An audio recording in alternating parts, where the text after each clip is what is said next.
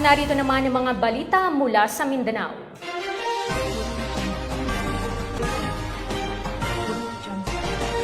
Dalawang high-value target ang arestado matapos makuhanan ng mahigit 600,000 pisong halaga ng shabu sa ikinasang buy-bust operation ng mga otoridad sa Cotabato City. Hindi nga nagpapahinga ang ating pambansang pulisya dahil patuloy ang kanilang pakikipaglaban sa ilegal na droga ay linsunod sa direktiba ng ama ng pulisya sa ilalim ng pamumuno ni Pangulong Ferdinand Bongbong Marcos Jr. Ang ulat mula kay Patrolwoman Rodessa Gallego.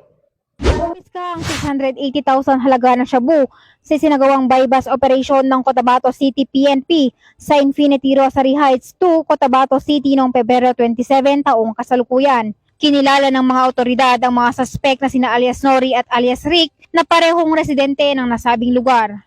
Under the strong leadership of the PDEA Director General and PDEA Regional Director Gil Cesario Castro, the Philippine Drug Enforcement Agency will remain steadfast and relentless in eradicating the illicit drug problem and preventing young generations in the Bangsamoro regions from the perils of illicit drugs, leading to a drug-free and a crime-free Bangsamoro community aligned with the President's agenda towards Bagong Pilipinas. Ayon sa ulat, matagumpay na naaresto ang mga suspect dahil sa pinagsanib na puwersa ng mga tauhan ng Police Station 1, CPPO, katuwang ang Philippine Drug Enforcement Agency BARM, Regional Drug Enforcement Unit PROBAR, na may koordinasyon sa Public Safety Office Cotabato City sa isinagawang drug buy-bust operation. Nasamsam mula sa mga suspect ang 2 piraso ng heat-sealed transparent plastic sachet na hinihinalang shabu na may bigat na humigit kumulang na 100 gramo na nagkakahalaga ng 680,000 pesos,